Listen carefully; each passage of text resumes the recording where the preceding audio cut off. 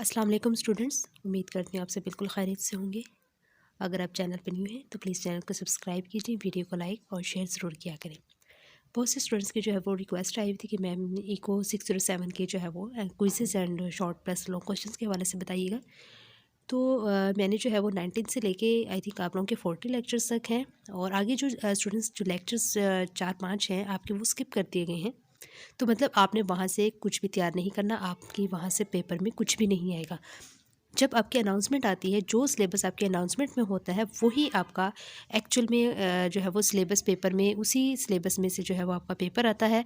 सो आप ये परेशान ना हों कि कुछ स्टूडेंट्स की मैंने जो है वो मैसेजेस रीड किए थे, तो उन्होंने कहा था उनको यही कन्फ्यूजन हो रही थी कि जो आगे वाले लेक्चर्स हैं उनका क्या बनेगा। तो वो स्किप कर चुका है आपका जो प्रोफेसर है, तो उसमें से आपका कोई पेपर नहीं आएगा। तो मतलब 19 से आपने 40 तक अच्छे से पेपर की तैयारी करनी है, और इंपॉर्टेंट जो चीज़ें यहाँ पर मौजूद है वो मैं आपसे डिस्कस करूँगी।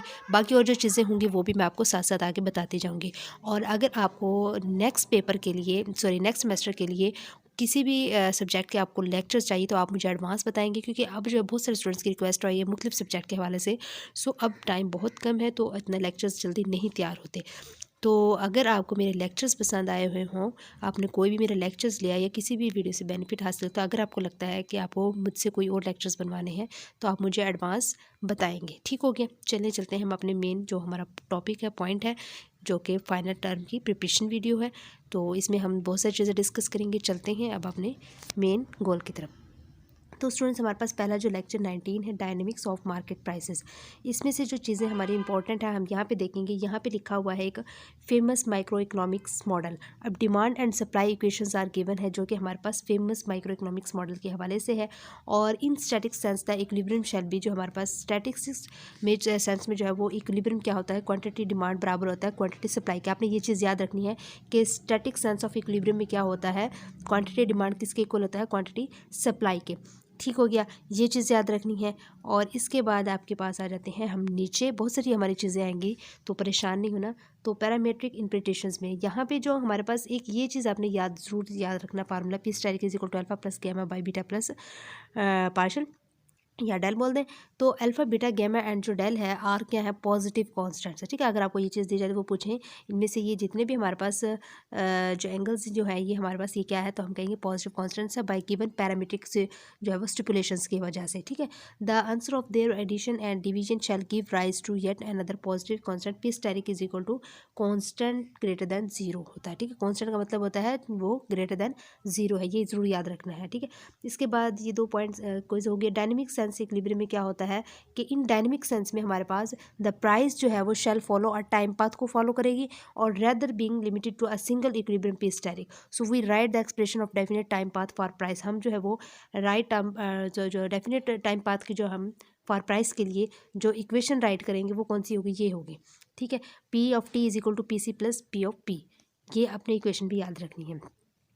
इसके बाद हम आ जाते हैं नीचे पॉसिबिलिटीज़ की तरफ of initial condition. Time path of price can start, जो टाइम पाथ होता है किसी भी टाइम पाथ का जो है वो प्राइस जो है वो कैन स्टार्ट होता है पी ऑफ ज़ीरो से, आइदर फ्रॉम अबव, जो फिर उसके बाद जो आगे बढ़ता जाता है आर द या अबव हो सकता है या बिलो हो सकता है, below the equilibrium value of price P star. ये चीज़ याद रखनी है, स्टार्ट किससे होता है, पी ऑफ ज़ीरो से। इसके बाद हम आ जाते हैं नीचे। अब यहाँ पे हमारे पास पी ऑफ ज़ीरो जो इनिशियल पॉइंट है वो लेस देन पी स्टेरिक हो सकता है, ग्रेटर देन पी स्टेरिक हो सकता है, या फिर इक्वल टू पी स्टेरिक हो सकता है। तो जब हमारे पास P of zero is equal to P steric हो तो requires no adjustment over time. इसका मतलब है नो हमारे पास जो एडजस्टमेंट ओवर टाइम है। However P steric P of zero जो है वो लेस देन हो सकता है या ग्रेटर देन हो सकता है पी स्टेरिक से डू, अगर हमें एडजस्ट करना होगा तो ओवर टाइम के साथ। ठीक है, अगर इज इक्वल टू ज़ीरो हो जाएगा तो नो एडजस्टमेंट होगी। इस केस टू में हमारे पास जो है वो ये है कि P of zero greater than P steric हो तो मतलब एडजस्ट हो रहा है, अगर लेस देन ज़ीरो है, less than sorry P asterisk है तो भी एडजस्ट हो रहा है, अगर इक्वल टू ज़ीरो होगा तो नो एडजस्टमेंट होगी। ये चीज़ आपकी क्विज़ के हवाले से इंपॉर्टेंट है। इसके बाद आपके पास price adjustment over time. Price adjustment over time can be measured by the rate of change of price over time D P over D T. ये चीज़ याद रखनी है कि जो प्राइस एडजस्टमेंट ओवर टाइम है वो कैसे मेजर की जा सकती है, तो वो इसको हम मेजर कर सकते हैं bye the rate of change of price over time D P over D T. Clear हो गया।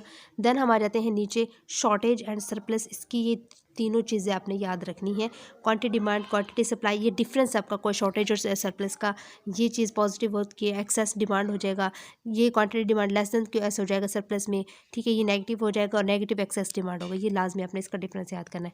इसके बाद आपके पास जो price adjustment are directly proportional होती है एक्सेस डिमांड की, ठीक है। प्राइस एडजस्टमेंट डायरेक्टली प्रोपोर्शनल किसकी होती है? एक्सेस डिमांड के, ये कर लीजिएगा।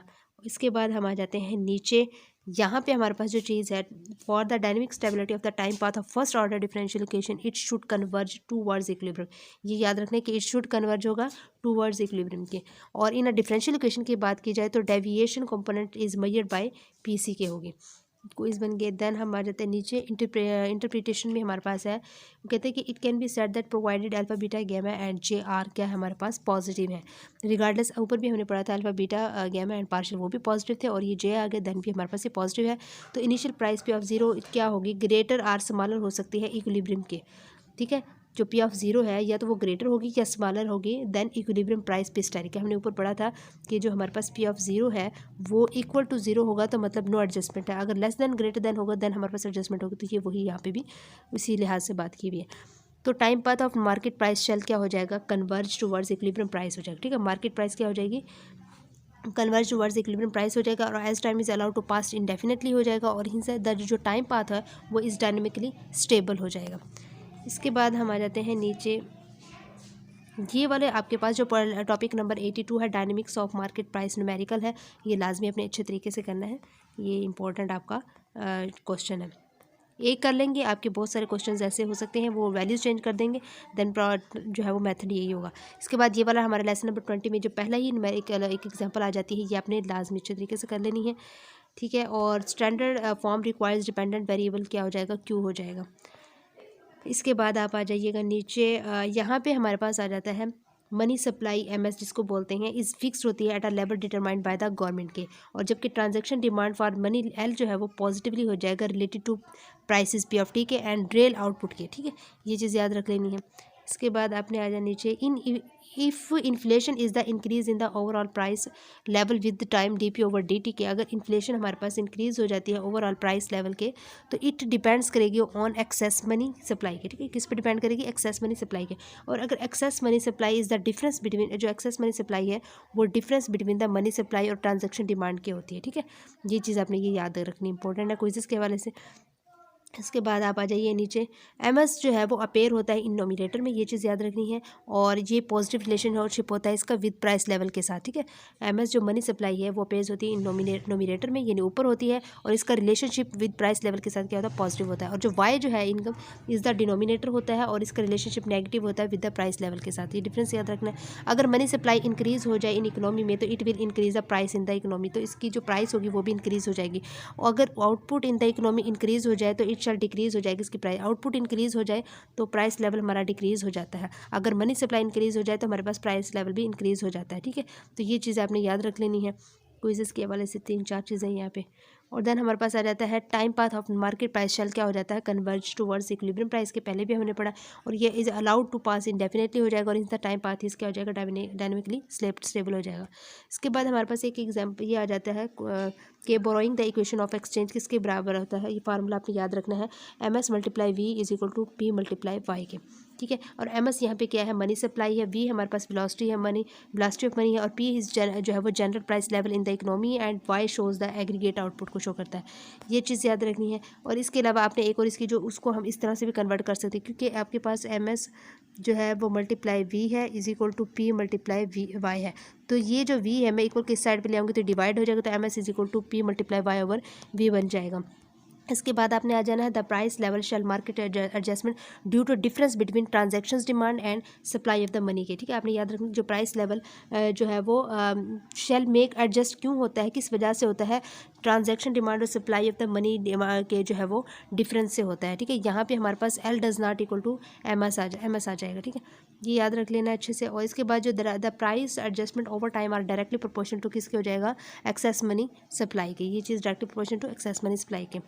इसके बाद आप आ जाए नीचे, यहाँ पे जो है हमारे पास है definite time path for market price in dynamic sense. जो हमारे पास डेफिनेट टाइम पाथ है फॉर मार्केट प्राइस में, तो वो हमारे पास क्या हो जाएगा, इन डायनेमिक सेंस में हो जाएगा। ठीक है, ये जो टाइम पाथ है मार्केट सप्लाई पर मार्केट प्राइस के लिए, वो डेफिनेट हो जाएगा किस में, इन डायनेमिक सेंस में। इसके बाद वेलोसिटी हमारे पास ऑफ मनी भी आ जाएगा। ये क्या होता है, the faster money circulates in the economy the higher the prices P directly proportion we.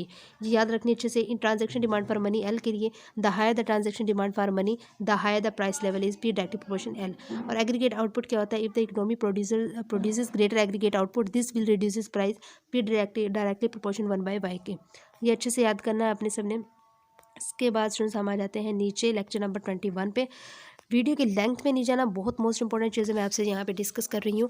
So transaction जो है वो demand for money L depend करेगा ऑन इनकम पे। ठीक है, बट इज़ आल्सो पॉजिटिवली, ये हमारे पास पॉजिटिवली रिलेटेड टू इट्स जो है वो इंक्रीमेंटल इंक्रीजेस के होगा। ठीक है, ये चीज़ याद रखनी है आपने। और इसके बाद आपने आ जाना है नीचे। यहाँ पे देखिए आपके पास एक नॉन होमोजीनियस केस है। ठीक है, अगर B is equal to M S by beta हो, तो as money supply M S is fix हो जाएगा सम पॉजिटिव नंबर के साथ by the government B beta greater than positive constant and the ratio will be non zero positive हो जाएगी constant. ठीक है, और अगर A is equal to alpha over beta हो जाए, ठीक है, तो as zero less than alpha less than 1 and beta greater than 0 both can be consider positive constants हो जाएगा। और their ratio is the value of A which will also be some positive non zero value और A does not equal to 0 non homogeneous. ठीक है, ये जो है वो याद रखनी है चीज़ें। इसके बाद वही चीज़ आ जाती है कि जो हमारे पास time path for national income के लिए क्या हो जाएगा। ऊपर हमने कुछ और चीज़ पढ़ी थी, यहाँ पे नेशनल इनकम नहीं था, आई थिंक प्राइस लेवल तो पता नहीं क्या था। ठीक है, तो यहाँ पे डेफिनेट जो हमारे पास time path for national income के लिए क्या हो जाएगा, डेफिनेट हो जाएगा किसमें, इन डायनेमिक सेंस में। ये भी चीज़ याद रखनी है। ठीक है, ऊपर भी इसी तरह डेफिनेट था। इसके बाद हमारे पास आ जाएगा since M S appears in nominator it has positive relationship with aggregate national income. यहाँ पे आपने ये चीज़ रखनी है नेशनल इनकम के लिए भी कि एम एस अपेयर्स करेगा नोमिनेटर में और ये पॉजिटिव रिलेशनशिप होता है इसका with aggregate national income Y के साथ। देन हम आ जाते हैं नीचे। द टाइम पाथ जो ये चीज़ है आपकी, हाँ, it can be said that alpha beta and M S are positive regardless of initial income Y F zero. के ऊपर पी एफ जीरो पढ़ा था ना हमने इधर और ये ग्रेटर और स्मॉलर देन हो सकता है इक्विलिब्रियम वाई स्टारी के ऊपर हमने पी स्टारी के यहाँ पे लिखा था। तो थोड़ा सा डिफरेंस है, चीज़ें चेंज हुई हैं जो है, बाकी वही चीज़ स्टेटमेंट वही आ जाती है। द टाइम पाथ फॉर जो है वो अपनी नेशनल इनकम के लिए जो है converge towards equilibrium income level हो जाएगा और time is allowed to pass indefinitely हो जाएगा। ठीक है, और जो टाइम पाथ है जो वो इस डायनेमिकली क्या हो जाएगा, स्टेबल हो जाएगा। इसके बाद आपने आ जाना है नीचे। ये सारी चीज़ें भी आपने ये गौर से या रीड करनी है। ठीक है, इसमें से भी आपके जो है वो क्विज़ बने, जो हमने अभी ऊपर पढ़े ना, थोड़ा सा चेंज आ रहा है यहाँ पे भी। ठीक है, और नीचे आ जाइए।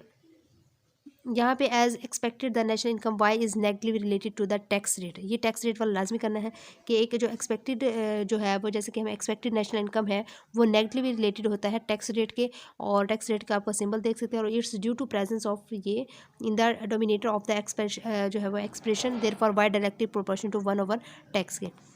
इसके बाद आपने आ जाना नीचे। यहाँ पे देखना है आपने जो time path of national income जो है वो shall diverge away from the equilibrium हो जाएगा लेवल ऑफ नेशनल इनकम के as time is allowed to pass indefinitely. और जो टाइम पाथ है डायनेमिकली अनस्टेबल हो जाएगा। ठीक है, यहाँ पे अनस्टेबल हो जाएगा, कंडीशन पर डिपेंड करता है। इसके बाद फ्रेंड्स यहाँ पे ये वाली जो एग्जांपल है 88 टॉपिक नंबर 88, ये मोस्ट इंपॉर्टेंट है, आपने लाजमी इसको एग्जांपल को अच्छे तरीके से कर लेना है। क्या पूछा हुआ इन्होंने, कंजम्पशन यूजिंग डिफरेंशियल इक्वेशंस। एक क्वेश्चन आपका डिफरेंशियल इक्वेशंस का लाजमी आता है, लाजमी कीजिएगा। ठीक है, इसके बाद हम आ जाते हैं नीचे। लेसन नंबर 22 में हमारे पास है if national income is model is modelled by following system of equation Y is equal to C plus I आ जाएगा। ये लाजमी याद रखनी चीज़। इसके बाद आप आ जाए नीचे। ये वही चीज़ें हैं, थोड़ा सा डिफरेंस है, ये इंटरप्रिटेशंस आप लाजमी पढ़ा करें, इनमें से आपके जो है वो आते हैं, वो ऊपर वाली ही चीज़ है। ये वाली एग्जांपल आपने लाजमी करनी है, 90 वाली मोस्ट इंपॉर्टेंट है। इसमें भी आपने जो है वो न्यूमेरिकल आपकी example national income determination numeric. ठीक है, ये लाजमी आप एक दफ़ा हाथ से करेंगे तो इंशाल्लाह आपको जो है वो तैयारी हो जाएगी, तो परेशान नहीं होना, चीज़ें मुश्किल नहीं है इतनी। सो इसके बाद आ जाता है expenditure approach to national income. हमारे पास इनकम इज़ क्या हो जाएगी जब एक्सपेंडिचर अप्रोच पे नेशनल इनकम क्या हो जाएगा, Y is equal to C plus I plus G. ठीक है, एक्सपेंडिचर, ये क्वेश्चन लाजमी याद करनी है एज एक्सपेंडिचर के लिए। इसके बाद ये वाला आपने लाजमी याद करना है, देख लेना है एक बार। ठीक है, ये सारा लाजमी आपने पढ़ना है। और ये वाली जो एग्जांपल है ये मोस्ट इंपॉर्टेंट है। ठीक है, ये लाजमी कीजिएगा। टॉपिक नंबर क्या है, 92 वाला। देन आ जाते हैं नीचे, the demand and supply for borrowed capital in the capital market are given by the investment and savings functions. ठीक है, इन्वेस्टमेंट एंड सेविंग फंक्शंस, ये हमारे पास इन्वेस्टमेंट का है, ये सेविंग फंक्शंस है। ये आपने लाजमी इनकी क्वेश्चन भी लाजमी याद करनी है, कोई सही है सारे। ठीक है, इसके बाद आ जाते हैं स्टूडेंट्स नीचे, ये एग्जाम्पल 94 जो है लेक्चर नंबर 23 में 94 एग्जाम्पल लाजमी अच्छे से कीजिएगा। और आई थिंक 31 तक तो मैंने लेक्चर्स बनाए हुए हैं, तो आप ले सकते हैं वहाँ से लेक्चर्स भी, अगर समझ नहीं आ रही तो ये 95 वाली लाजमी आपने करनी है, इम्पोर्टेंट है। इसके बाद आप आ जाते हैं यहाँ पे, the straight line shows the equilibrium, the straight line shows the equilibrium value of oil well steric while curve shows the deviation from equilibrium GC, and this deviation decreases over time and leads the time path to convergence। ठीक है, ये straight line जो है वो क्या show कर रही है, ये आपने लाजमी बताना है। और जो कर्व जो है वो क्या शो कर रही है, ये भी आपने लाजमी देखना। ठीक है, ये क्विज आपके, कर्व क्या शो कर रही है, स्ट्रेट लाइन क्या शो कर रही है। जी स्टूडेंट्स, अब जो है वो हमारे पास आ जाता है Hotelling's rule using differential equations. Hotelling rule is named after statistician and economic जो है वो थ्योरिस्ट हारोल्ड हॉटलिंग से जो है वो ये डिस्क्राइब हुआ है। तो ये आपने इसका नाम जो है वो लाजमी याद रखना है, हारोल्ड हॉटलिंग्स। तो it studied the net revenue of जो है वो extraction from a non renewable natural sources as a function of time pi of T. Hotelling's found the optimum point, Hotelling's ने क्या फाउंड किया था, optimum point to be where net revenue जो है वो ग्रोज एग्जैक्टली हो रहा था at the rate of interest rate पर। तो दस द सिंपल रूल जो है वो उसका क्या है, ये आपने लाजमी याद रखना। पाई का derivative of T over pi of T is equal to R, net revenue बराबर होता है रेट ऑफ इंटरेस्ट की। ये चीज़ लाजमी अपने फार्मूला याद रखना है। ठीक है, री राइटिंग हॉटलिंग्स रूल को जो है वो हम किस तरह री राइट कर सकते हैं, आप यहाँ पे देख सकते हैं, मैंने यहाँ पे समझाया भी है आपके लेक्चर्स में शॉर्ट में। तो देन हम जा जाते हैं यहाँ पे नीचे, definite time path for net revenue के लिए जो है वो हमारे पास टाइम पाथ क्या हो जाएगा, डेफिनेट हो जाएगा किस में, इन डायनेमिक सेंस में। ये भी चीज़ याद रखनी है। इन होमोजीनियस केस में यानी HC में जो है वो द पर्टिकुलर सोल्यूशन क्या हो जाएगा, जीरो हो जाएगा। पर्टिकुलर सोल्यूशन क्या हो जाएगा, जीरो हो जाएगा इन होमोजीनियस केस में, ये चीज़ याद रखनी है। और pi of P is equal to zero हो तो the convergence should take place toward zero हो जाएगा। ये देखने, in this case we have a negative X जो है वो एक्सपोनेंट होगा हमारे पास इन दिस केस में, और विच शैल अप्रोच क्या हो जाएगा, जीरो हो जाएगा, और टी अप्रोचेस टू इन्फिनिटी हो जाएगा। इन अ डिफरेंशियल इक्वेशन में क्या होगा, definition component is measured by pi of C के होगा, तो therefore dynamic stability pi of C approaches to zero at as T approaches to infinity हो जाएगा। देन हमने आ जाना नीचे, यहाँ पे the time path for net revenue के लिए जो है कन्वर्ज टूवर्ड्स इक्विलिब्रियम हो जाएगा as time is allowed to pass indefinitely हो जाएगा, और is the time path is dynamically क्या हो जाएगा, स्टेबल हो जाएगा। इसके बाद ये वाले टॉपिक नंबर 97 जो है ये आपने एग्जाम्पल लाजमी करनी है। ठीक है, और इसके बाद आप आ जाए नीचे, इसमें हमारे पास जो स्ट्रेट लाइन है वो क्या शो कर रही है, आपने ये देखना है लाजमी। जो है shows the equilibrium value of deposit डिस्टेरिक, और वाइल कर्व जो है वो शो कर रही है deviation from equilibrium DC, and this deviation decrease हो जाएगी ओवर टाइम के साथ, और and leads the time path to converges हो जाएगा। इसके बाद आपने आ जाना है यहाँ पे नीचे, और ये हमारे पास ये चीज़ इसको भी देखना है, DS/DT is equal to K into M-C हो तो with initial condition S of 0 is equal to 0 C, तो यहाँ पे K M and C R क्या है हमारे पास, पॉजिटिव कॉन्स्टेंट्स है, ये चीज़ याद रखनी है। इसके बाद ये चीज़ आपने लाजमी इसको रीड करना है, ये क्विज के हवाले से। और इसके बाद आप आ जाएँ यहाँ पे नीचे, ये वाली एग्जाम्पल टॉपिक नंबर 99 की मोस्ट इम्पॉर्टेंट है, लाजमी कीजिएगा। यूजिंग डिफरेंशियल इक्वेशंस का एक लाजमी क्वेश्चन आता है आपका। ये पॉलिसी प्रॉब्लम्स है, ये भी आप लाजमी इसको एक बार हाथ से जो है वो करेंगे। यहाँ से आपने ये जो है dynamics of government spending using differential equations, ये वाली टॉपिक नंबर 100 वाले अपने लाजमी ये जो है एग्जांपल करनी है। Definite path for government expenditures के लिए इन डायनेमिक सेंस में हो जाएगा। ठीक है, ये डेफिनेट हो जाएगा गवर्नमेंट एक्सपेंडिचर की केस में भी, और इन होमोजेनियस केस में द पर्टिकुलर सोल्यूशन जो है वो क्या हो जाएगा, इज जीरो हो जाएगा, GP is equal to zero. So therefore the जो हमारे पास गवर्नमेंट एक्सपेंडिचर से शैल कन्वर्ज टूवर्ड्स इक्विलिब्रियम हो जाएगा as time is allowed to pass indefinitely, और time path is dynamically stable हो जाएगा। देन आप आ जाए नीचे, यहाँ पे ये वाली जो एग्जांपल है ये आपने लाजमी करनी है। ठीक है, टॉपिक नंबर 101 वाली। और नीचे आ जाए हम, इसमें भी आपने ये देखना है कि स्ट्रेट लाइन क्या शो कर रही है और कर्व शो क्या कर रही है। टॉपिक नंबर 102 की एग्जाम्पल आप लाजमी करेंगे लॉन्ग क्वेश्चन के हवाले से। शॉर्ट भी इन्हीं में से आएंगे, लॉन्ग भी इन्हीं में से आएंगे। और इसके बाद आपने आ जाना है यहाँ पे एक चीज़, यहाँ पे ये लाजमी याद रखनी है, situations where growth of a variable is fast initially but levels of stabilize just short of our maximum limit. Examples include mobile और अडॉप्शन और वायरलेस इंटरनेट। ये आपकी जो है एग्जांपल ऑप्शन में आएंगी। और यहाँ पे इसके बाद नीचे टॉपिक नंबर 104 की भी एग्जांपल आप लाजमी करेंगे, ये भी इम्पोर्टेंट है आपके हिसाब से। और ये नीचे आ जाते हैं हम, ये जो डायनेमिक स्टेबिलिटी होती है ये लाजमी आप क्या करें, इंटरप्रिटेशंस हो गई हैं, डायनेमिक ये हो गई। ये देखें यहाँ पे भी हमारे पास गवर्नमेंट एक्सपेंडिचर्स में जो है वही डेफिनेट हो गया इन डायनेमिक सेंस में। और HC वही हमारे पास जो है पर्टिकुलर सोल्यूशन इज 0 हो रहा है। ये भी आपका कन्वर्ज टूवर्ड्स इक्विलिब्रियम हो रहा है और डायनेमिक स्टेबल हो रहा है, ये भी लाजमी। इसके बाद आप आ जाए नीचे,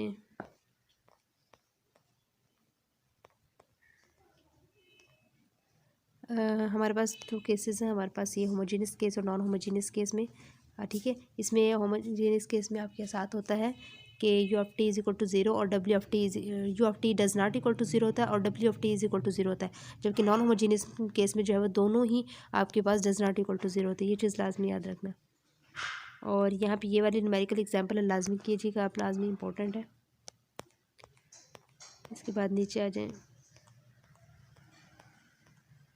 ये आपका शॉर्ट क्वेश्चंस के हवाले से, non linear differential equations can be solve by using either of 3 methods के जरिए जो है वो हम नॉन लीनियर डिफरेंशियल इक्वेशंस को सोल्व कर सकते हैं। वो कौन से मेथड है? ये 3 मेथड है, exact differential equations method, separable variables method और बर्नौली इक्वेशंस मेथड। इंपॉर्टेंट है, ये कीजिएगा। एग्जैक्ट डिफरेंशियल इक्वेशंस क्या होती है, इनको एक बार वैसे आपने देखना लाजमी है। और जो है वो एग्जैक्टनेस भी आ गया आपका टेस्ट, एग्जैक्टनेस टेस्ट भी होंगे। यहाँ पे आपने एक चीज़ याद रखनी है, ये डिफरेंस है आपका यंग्स थ्योरम और एग्जैक्ट डिफरेंशियल इक्वेशंस के दरमियान। तो ये मोस्ट इंपॉर्टेंट है, आपने सारा आपने याद करना है, मतलब हाथ से राइट करके देखना है। और following Young's theorem the exactness test जो है वो इस डेवलप्ड होगा फॉर एग्जैक्ट डिफरेंशियल इक्वेशन से। और जबकि exact differential equation is moulded होता है फॉर एग्जैक्टनेस टेस्ट, ठीक है, मोल्डेड होता है यहाँ पे। तो ये आपने लाजमी इनका पूरा डिफरेंस आपने याद करना है। एग्जैक्ट डिफरेंशियल इक्वेशंस का भी आपके पास एक लाजमी आता है, इसमें 4 स्टेप मेथड होते हैं, 4 स्टेप प्रोसीजर, मतलब कि उसके हवाले से आपने करना होता है सोल्व, ठीक है। तो एक लाजमी आपका एग्जैक्ट वाला भी आएगा, तो आप ध्यान से ज़रूर कीजिएगा इसको अच्छे से, मैंने समझाया हुआ है एग्जैक्ट के बारे में। तो देन हम आ जाते हैं यहाँ पे इंटीग्रेटिंग फैक्टर्स जो है वो if any can be found in by using 2 methods के ज़रिए हम कर सकते हैं। एक इंटीग्रेटिंग फैक्टर को हम जो है वो फाउंड कर सकते हैं by trial and error method से, और दूसरे इंटीग्रेटिंग फैक्टर को हम बाय फार्मूले के ज़रिए भी फाइंड आउट कर सकते हैं, ठीक है। हमने फाइंड करना है 2 मेथड से इंटीग्रेटिंग फैक्टर्स को, एक by trial and error method और दूसरा फार्मूला, ये लाजमी कीजिएगा। Integrating factor by trial and error method में क्या है, integrating factor can be found by जो है वो experimenting different values of integrating factors in exact जो है वो differential equations and selecting one that makes exactness test valid on post multiplication differential equation trial and error method। लाजमी sir आपने इसको अच्छे से याद कर लेना है। इसमें हमारे पास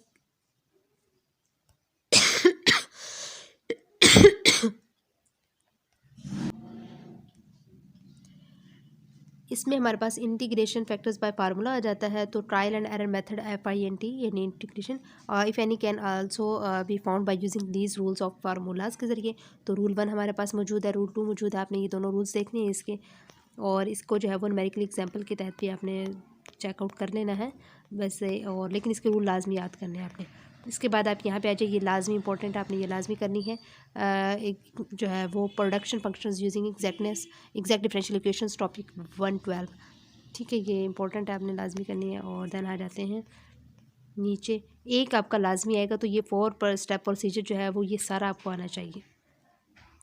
यहाँ पे हमारे पास जो है वो भी चीज़ पैराडॉक्स है, Q should be equal to 0 आ गया। If either or both K and R 0 हो जाए तो C should be equal to 0 हो जाएगा, तो फॉर मेकिंग इकोनॉमिक्स में सेंस ऑफ प्रोडक्शन फंक्शन में, ठीक है, ये देखने हैं। और नीचे आप आ जाते हैं,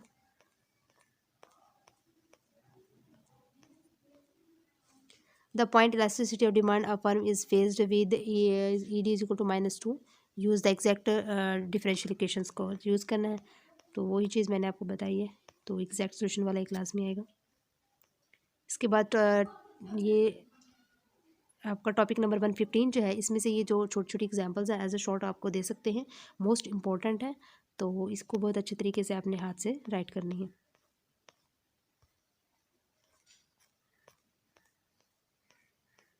इसके बाद 27 में हमारे पास ये चीज़ आ जाती है, m is equal to 0, Bernoulli equations वाला देख सकते हैं with this cases conditions, m is equal to 0, m is equal to 1। तो differential equations does not remain non linear, rather becomes linear differential equations के बनस्पत, ठीक है। जबकि differential equations does not remain non linear, rather becomes linear differential equations के, वही, ठीक है। ये अपने ये पॉइंट लाजमी याद रखना है। और बर्नौली इक्वेशंस का हमारे पास सामने मौजूद है, एक बर्नौली इक्वेशंस का ये सारा फार्मूला निकाला हुआ उन्होंने, ये खैर आप स्किप करें। टॉपिक नंबर 118 जो है वो आपने बर्नौली इक्वेशंस के हवाले से एक क्वेश्चन आएगा, तो ये आपने लाजमी इसको सोल्व करना है, ठीक है। देन हम आ जाते हैं, ये बर्नौली इक्वेशंस मेथड, वही substituted G in place of Y, ये जो आपका क्वेश्चन होता है उसी के हिसाब से आपने ये स्टेटमेंट लिखनी होती है, इंटरप्रिटेशन। तो यूज़ प्रोसीजर सॉल्विंग FODE का मतलब होता है first order differential equations to find time path, finally we restored Y from G and found time path Y of T, ठीक है, ये करना है। और देन आप आ जाते हैं नीचे नीचे नीचे नीचे नीचे AC जो है इन इकोनॉमिक सेंस में, ये याद रखना है, इन इकोनॉमिक सेंस में AC जो एवरेज कॉस्ट रहता है is declining over the range of Q, और दिस शोज़ दैट AC जो है वो मस्ट बी जो प्रीडोमिनेंटली होगा in the form of fixed cost के, और this usually happens in case of natural monopoly where the FC जो है वो constitute a large share of overall cost and declining trend of its average dominates the shape of AC curve, a long run से जो है वो situation is plotted here, ठीक है। ये सारे क्वेश्चंस हैं आपके। यहाँ पे फेज डायग्राम्स क्या कन्वे करता है, the dynamic properties of differential equations को कन्वे करता है, ठीक है, फेज डायग्राम, ये याद रखना है आपने। इसके बाद आप आ जाते हैं नीचे, ये आपका टॉपिक नंबर 121 में एट्रीब्यूटेड टू जो सोलो ग्रोथ मॉडल है वो क्वालिटेटिव एनालिसिस, ये attributed to Robert M Solow नाम था, नोबल जो है वो ल्यूरेट है, और मॉडल वाज, इसने जो मॉडल ये बिल्ड किया था on Domar's growth model questioning the need for जो है वो डेलिकेट बैलेंसिंग, ठीक है। ये आपने सारा ये लाजमी याद करना है, किसने जो है वो इसको बनाया था, बिल्ड किया था। ये चीज़ एक याद रखनी है, K1 क्या होता है हमारे पास, capital stock increasing because investment exceeds depreciation हो जाए। K क्या होता है, steady state level of capital पर वर्क पर, और K2 कैपिटल पर वर्क के जो है हमारे पास capital stock decreases because depreciation exceeds investment हो जाए, ये लाजमी याद करने हैं आपने। इसके बाद आप आ जाते हैं नीचे,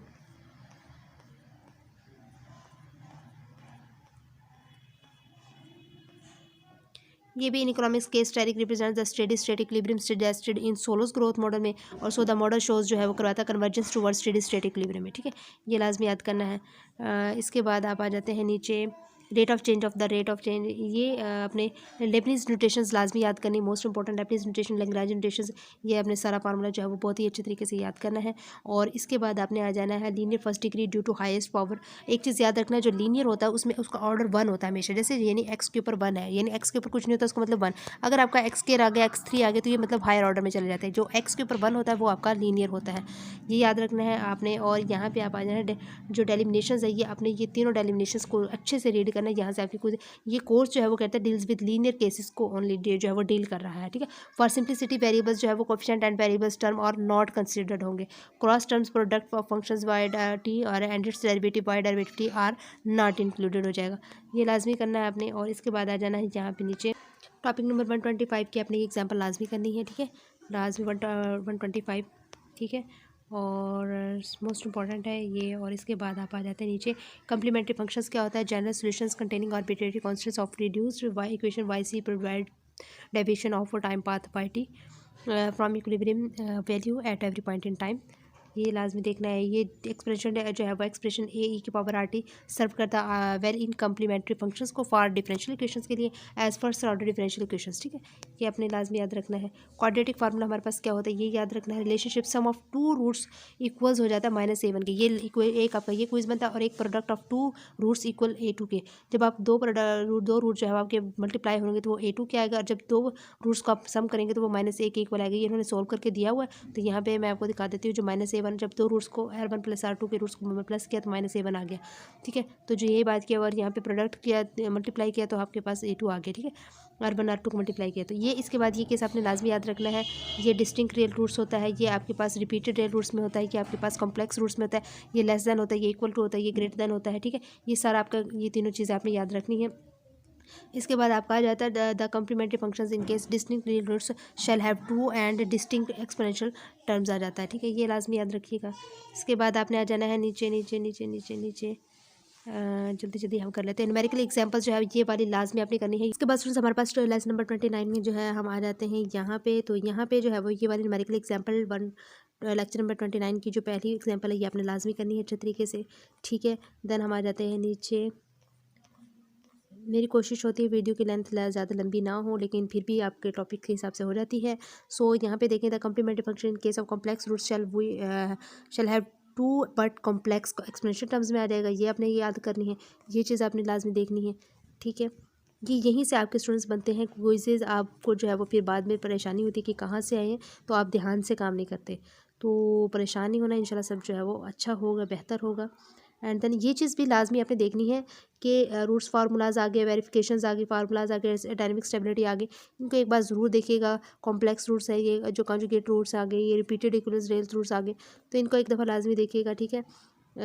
2 डिस्टिंक्ट रियल रूट्स आ गए, 2 इक्वल रियल रूट्स आ गया, ठीक है। 2 डिस्टिंक्ट कॉम्प्लेक्स रूट्स में क्या आते हैं आंसर्स, तो एक बार इनको ज़रूर देखिएगा। इसके बाद आप आ जाते हैं नीचे। अच्छा, बहुत सारे स्टूडेंट्स होते हैं वो कहते हैं कि वीडियो की लेंथ ज़्यादा ना हो लेकिन काम सारा हो जाए, तो ये समझ नहीं आती कि इतने ज़्यादा लेक्चर्स होते हैं तो उनमें से आपकी वीडियो तो लेंथ होगी। तो मल्टीप्लिकेटेड आपके ये आपके पास है has the knack of having a wave like graph as shown above. ये आपको ग्राफ दिखाया हुआ है और this shall have uniform amplitude है, ये जो है uniform amplitude above and below the equilibrium में, और सो कन्वर्जेंस शेल जो है वो नॉट टेक प्लेस होगा, ठीक है। ये आपको ग्राफ दे सकते हैं और इसका इससे जो है वो क्विजेस बना सकते हैं आपके, तो ध्यान से ज़रूर कीजिएगा। इसके बाद ये डी मोवियस थ्योरम आ गया, कार्टेशियन फॉर्म आ गया, एक्सपोनेंशियल फॉर्म आ गई, पोलर फॉर्म आ गई। एक चीज़ याद रखनी है कि आपके पास जो है वो 3 फॉर्म्स हैं डी मोवियस थ्योरम की। कौन कौन सी? Cartesian form, exponential form, polar form, जो कि n does not equal to 1 के इक्वल तीनों, ठीक है। तो इनको सबको इनके नाम आने चाहिए। और if complex numbers has a power n other than 1 हो तो then all 3 forms can be rewritten as follows. तो ये तीनों आपने लाजमी याद रखनी है। इसके बाद आपने आ जाना है नीचे।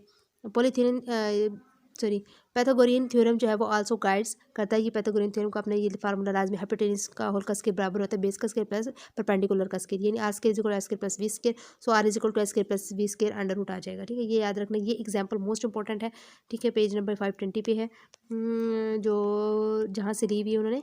तो एग्जाम्पल नंबर 7 ये लाजमी मोस्ट इंपॉर्टेंट है, ज़रूर करनी होगी आपको, स्किप नहीं कर सकते। Current quantity demanded depends only on current price पर होती है और करंट क्वांटिटी सप्लाइड डिपेंड करती है ओनली ऑन करंट प्राइस पे। ये दोनों चीज़ें आपने याद रखनी है। इसके बाद ये कंडीशन सारी याद रखनी है, ये सारी कंडीशंस आपको जो है वो याद करनी होगी। ये लेस देन ग्रेटर देन में क्या होता है, ये देखिए दोनों ग्रेटर देन हो रहा है तो ये चीज़ आती है। जब दोनों एक लेस देन एक दिन ग्रेटर देन हो तो ये, फिर ऊपर वाला लेस देन नीचे वाला ग्रेटर देन हो तो ये, दोनों लेस देन हो तो आपके पास ये हो जाएगा। तो ये सारी कंडीशंस आपको याद करने के क्विज़ेस के हवाले से। इसके बाद ये वही चीज़ आ जाती है कि आपके पास current quantity demanded and quantity depends not only on current price but also the price trend. Effect आपने देखने हैं, ठीक है, एज अ क्विज़ के हवाले से सर जस्ट। इसके बाद particular solution of a second order differential equation YP has 3 cases रखती है, ठीक है।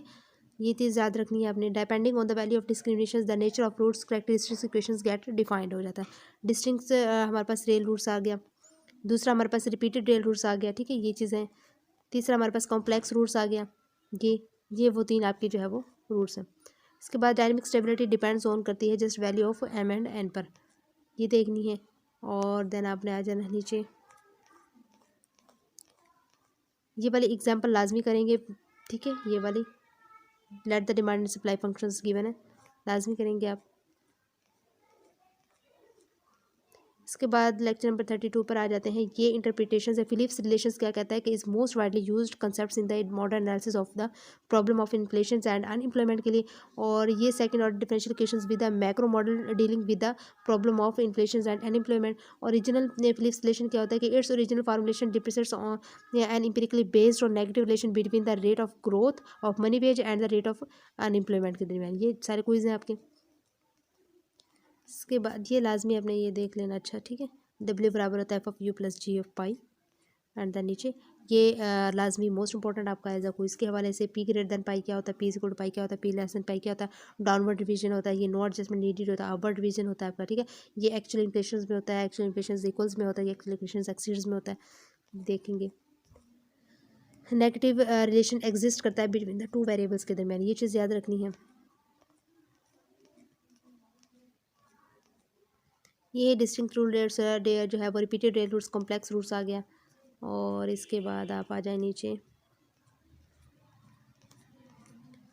नीचे ये वाली एग्जांपल आगे 146 वाली लाजमी आपने मोस्ट इंपॉर्टेंट है, ये करेंगे। ये रिपोर्टिंग आपने सॉरी ये प्लॉटिंग देखनी है फ्लिक्स रिलेशंस की। UNR वी जो है वो get vertical straight line get कर सकते हैं parallel to the PF axis के P एक्सिस के the vertical line relating the equilibrium values of U and P to each other is known as the long run Phillips curve. ठीक है, लाजमी ये important है, ये करेंगे। इसके बाद आपने आ जाना है सेकंड डिफरेंशियल इक्वेशंस जो है वो with constant coefficients and constant terms के साथ होता है। और सॉल्यूशंस आपके पास यहाँ पे मौजूद है कि such situations calls for a certain method known as method of undetermined coefficients हो गया यहाँ पे। और यहाँ पे sometimes constant coefficients and variables terms second order differential equations by double derivative plus of this. ठीक है, ये करेंगे। मेथड से जो है वो यही वाला दोबारा आप देख सकते हैं इसको। न्यूमेरिकल एग्जाम्पल मोस्ट इंपॉर्टेंट ये दोनों हैं, लाजमी अच्छे तरीके से करिएगा। ठीक है, ये वाली एग्जाम्पल आ गई, 3 एग्जाम्पल्स हैं यहाँ पे ऊपर नीचे एक साथ, सो इंपॉर्टेंट है, देन आपने लाजमी करनी है। ये वाला हमारे पास आ जाता है, ये मोस्ट इंपॉर्टेंट सारा जो है ये क्विज के हवाले से है। ठीक है, इसमें in higher order differential equations the roots are more than 2 as well as nature of roots can be hybrid हो सकते हैं। ठीक है, अब रेल 3 हमारे पास होते हैं, एक डिस्टिंक्ट रेल रूट्स होता है, एक रिपीटेड रेल रूट्स, एक कॉम्प्लेक्स रूट्स होता है। और as the number of roots increase the complexity in the calculations also क्या हो सकती है, इंक्रीज हो सकती है। सिंपलर मेथड जो है वो for ascertaining the dynamic stability without getting in entangled जो है वो in calculations of roots can be जो है वो इंस्ट्रूमेंटल। इंग्लिश मैथमेटिशियंस थे जिनका नाम था एडवर्ड रोथ, जो कि 1831 को पैदा हुए, 1907 को जो है वो उनकी डेथ हो गई। डिड जस्ट बाय गिविंग जो है वो क्वालिटेटिव मेथड जिन्होंने दिया था, qualitative method of judging the dynamic stability of higher order differential equations के लिए। ये याद रखने सारी 4 5 6 7 8 9 10 क्विजेज बन रहे हैं। तो इसके बाद लिमिटेशंस है, Routh theorem does not allow to plot time path. ठीक है, उसने अलाउ नहीं किया था प्लॉट टाइम पाथ को, तो as it does not calculate the roots, तो हम इसके जो जरिए जो है वो कैलकुलेट नहीं कर सकते रूट्स को। सो फॉर्मेशन जो है वो it is based on characteristics equations, जो इसकी बेस थी वो किस पे थी, characteristic equations of higher order differential equations पर थी। ये इंपॉर्टेंट क्वेश्चंस हैं, ये कीजिएगा। इसके बाद यहाँ पे हमारे पास नंबर ऑफ डिटर्मिनेंट्स किसके बराबर होता है, order of different differential equations के। ठीक है, नंबर ऑफ डिटर्मिनेंट्स किसके बराबर होता है, ऑर्डर ऑफ डिफरेंशियल इक्वेशंस के होता है। तो रेड एरो यहाँ पे आपकी चीज़ दिखाई हुई कि रेड एरो किसको शो कर रहे हैं, आपको पता है ये डायगोनल को बताते हैं। और जो येलो एरोज है ये हमें किसको शो कर रहे हैं, remaining elements are filled in such a way that vertically there exists and ascending order from bottom to top. ठीक है, ये आपके पास। और जो जीरोज़ हैं are used where elements are below के लिए यूज़ हो सकते हैं। और ये जो subscript of coefficients can be greater than हो सकती है order of giving differential equations के। ये एग्जाम आपने जो है वो इसका करना है, ये वाली एग्जाम्पल लाजमी कीजिएगा, इंपॉर्टेंट है। ठीक है, ये लाजमी ये कीजिएगा। और ये आपने इंटरप्रिटेशंस लाजमी इसको रीड करना है एक बार। ठीक है, ये सारा इसमें से आपका क्विज़ बनता है। इसके बाद ये जो चीज़ है मोस्ट इंपॉर्टेंट, ये वाला सारा आ जाएगा क्विज़ सारे क्विज़ आपके सारे। ठीक है, तो अब ये कैसे तैयार करना है आपको ये पता है कि comparison of continuous time and discrete time analysis के दरमियान कंपैरिजन है। सो जो है वो क्राइटेरियन हो गया, कंटिन्यूस टाइम एनालिसिस में क्या होता है, डिस्क्रीट टाइम एनालिसिस में क्या होता है। अगर हम ए को ले लें तो ये हमारे पास कंटिन्यूस टाइम पाथ में पॉइंट एनालिसिस होता है, और जबकि डिस्क्रीट टाइम एनालिसिस में पीरियड एनालिसिस होता है। एग्जाम्पल्स हमारे पास आ जाते हैं, टाइम्स ऑफ इक्वेशंस आ गए, जैसे कि इसमें हमारे पास डिफरेंशियल इक्वेशंस होता है कंटिन्यूस में, और इसमें जो डिस्क्रीट टाइम एनालिसिस में हमारे पास डिफरेंस इक्वेशंस होता है। ये सारे आपने याद करने, ये मैंने 3 4 वैसे ही आपको बस एग्जाम्पल के तौर पर बताएं, बट ये आपके पास क्राइटेरियन है, ये आपने इन दोनों के दरमियान में डिफरेंस इनका बताना, कंपैरिजन मोस्ट इंपॉर्टेंट है। इसके बाद del T is equal to 1 हो तो ये मतलब फर्स्ट डिफरेंस ऑफ वाई है। ठीक है, तो ये सिंबल्स ये हमारे पास जो है सिम्बोलॉजी है कि यूज़ ऑफ से जो है सब्सक्रिप्ट तो टी फॉर डिस्क्रीट टाइम के लिए वाई टी क्या होता है, ये होता है वाई टी प्लस वन क्या होता है, वाई टी प्लस वन इसको हम ये भी कह सकते हैं वाई टी माइनस वन क्या होता है हमारे पास। ये सारे अपने क्विज के हवाले से करने हैं। और कॉमन टर्मिनोलॉजी क्या होता है कि unlike book of A C Chiang most widely use terminology is not difference equations rather is recurrence जो है वो रिलेशंस। ये लाजमी क्विज करना है। ये शॉर्ट क्वेश्चन आपका जो है वो ये इंपॉर्टेंट कोई शॉर्ट क्वेश्चन है, ये आपने लाजमी करना है। स्टैंड फॉर्म में कैसे करते हैं ये करना है आपने। उसके बाद ये वाली एग्जांपल 153 वाली आपने लाजमी करनी है। ये टाइम पाथ आपका ये क्विज बन रहा है, a crude method for solving the आ गया, ये आपके एग्जांपल क्विजेज में है, ठीक है, लाजमी कीजिएगा। ये वाली एग्जांपल लाजमी करेंगे आप। इसके बाद आपके पास इन एडिशन टू जो है वो आइट्रेटिव मेथड में क्या था, we can use a general formula use करते हैं method to solve difference equations को to get the time path के लिए। जनरल सॉल्यूशंस कंटेंट्स क्या होता है, टू कंपोनेंट्स पर मुश्तमिल होता है, ठीक है, ये लाजमी याद रखेंगे। होमोजेनियस डिफरेंस इक्वेशंस में आपका कैसे केस क्या होता है ये देख लेना। और इसके बाद आप आ जाए नीचे टॉपिक 155 लाजमी आपका मोस्ट इम्पॉर्टेंट जो है वो एग्जाम्पल लाजमी करनी है आपने। इसके बाद आप नीचे आ जाएं। नीचे हमारे पास और जो चीज़ होगी वो देख लेंगे। ये हमारे पास एक बनता है कि differential equations the dynamic stability of difference equations also depends on जो है वो complementary functions of Y C के, ठीक है, ये करेंगे। और इसमें इसके अलावा ये सारे जो है वो स्टूडेंट्स आप यहाँ पे ये समरी लाजमी देखेंगे। पॉजिटिव नंबर आ गया, नॉन ऑसिलेटरी फंक्शंस हो गया, ये सारे जो है आपके क्विज होते हैं। इसके बाद डायनेमिक स्टेबिलिटी में आप यहाँ पे भी देखेंगे time path is convergent and hints dynamically unstable होता है, इट मूव्स अबव दिस, ठीक है, ये सारे क्विज हैं। इसके बाद आपके पास 3 times path of complementary functions कौन कौन से थे, ये 3, ये मोस्ट इंपॉर्टेंट शॉर्ट में भी पूछा जा सकता है, क्विजेज में भी जो है वो ओरिजिनली वाई से, डबल्ड वाई से और जो है हार्ड वाई से आ जाएगा, ठीक है, ये आप करेंगे। और देन हम आ जाते हैं नीचे 3 टाइम पास वही दोबारा आ जाएगा, अगेन आ गया है। एंड देन आप जो है वो नीचे आ जाए, ये आपका ये भी देखते हैं 2 time paths of complementary functions कौन सा होता है, ओरिजिनली और रिवर्स, ठीक है, वो 3 वाला था तो वो, और जो 2 टाइम पास होता है ओरिजिनल वाई से और रिवर्स्ड वाई से आएगा, ये इसको आप देखेंगे। लेसन ग्रेटर देन कैसे होता है, स्केल इफेक्ट क्या होता है इनमें, ये आपके पास वही 2 पार्ट्स वाला आ गया। और इसके बाद ये वाली टॉपिक 161 वाली अपनी एग्जाम्पल लाजमी करनी है, ठीक है, ये इसकी ये वाली एग्जाम्पल 2 भी लाजमी करनी है। इसके बाद आप नीचे सिंपलिसिटी में इंट्रोड्यूस इनका जो है वो unlike simple income determination model we can introduce lags in consumption function. And then ये अपने लैग्स आपका क्विज बन रहा है, ये करेंगे। इसके बाद therefore the time path will be convergent in nature, beta लाइसेंस ऐसे हो तो while it will move in a non oscillatory pattern, ठीक है। इसके बाद ऑन द मनी मार्केट में क्या होता है और ट्रांसैक्शन डिमांड में क्या होता है, ये सारे आपका जो है वही दो क्विज बन रहे हैं, यहाँ से ये करेंगे आप। इसके बाद देर पर बीटा लाइसेंस जीरो ऐसे होते ये आपके पास ये एक्सपोर्ट्स डिपेंड्स क्या करती है, both on current income and income from the previous periods पर डिपेंड करती है, ये लाजमी करेंगे। ये एग्जाम्पल है विद सोल्यूशन, आप इसको मतलब आपने एक दफ़ा देखना है ज़रूर, ठीक है। इसके बाद टॉपिक नंबर लेसन नंबर 37 में टॉपिक नंबर 168 की एग्जांपल मोस्ट इंपॉर्टेंट है, यूजिंग अपने ये करना है। इसके बाद आपके पास एमएस पहले भी हमने पढ़ा है, गवर्नमेंट के ज़रिए से प्राइस लेवल पर डिपेंड करती है। इन्फ्लेशन कैन भी मेजर कर सकते हैं difference between the price levels between the consecutive time path के जरिए, जो कि हमारे पास PT+1 माइनस PT होता है एंड डिपेंड्स करता है ऑन एक्सेस मनी सप्लाई पर MS minus LT such that this, और ये वो दोनों अपनी जो है वो कंडीशन याद करनी है। ये वाली एग्जांपल 170 वाली लास्ट भी करेंगे, मोस्ट इंपॉर्टेंट है। और ये किस तरह डिपेंड करती है ऑन एक्सप्रेशंस पर। इसके बाद आप आ जाएंगे नीचे, ये वाला आपने द हारोड मॉडल अटेम्प्ट्स करता है to explain the dynamics of growth को करता है इन इकोनॉमिक्स में, और ST is equal to SYT आ जाएगा, ठीक है। और यहाँ पे एस हमारे पास क्या है, इस constant equal to both the MPS and APS, it also assumes the acceleration principles. So A जो है वो is a constant equal to both the marginal and average capital output ratios COR आ जाता है, जो इसका शॉर्ट फॉर्म भी है, ठीक है, ये सारा आपने देखना है। इसके बाद आपने डायनेमिक स्टेबिलिटी और बात मेनली डिपेंड्स करती है ऑन एक्सपोनेंशियल एक्सप्रेशंस पर, ग्रेटर देन 1 हो तो ये दिस होगा, और it shall be used in explaining the nature के लिए हम यूज़ करते हैं, ये आपने देखनी है।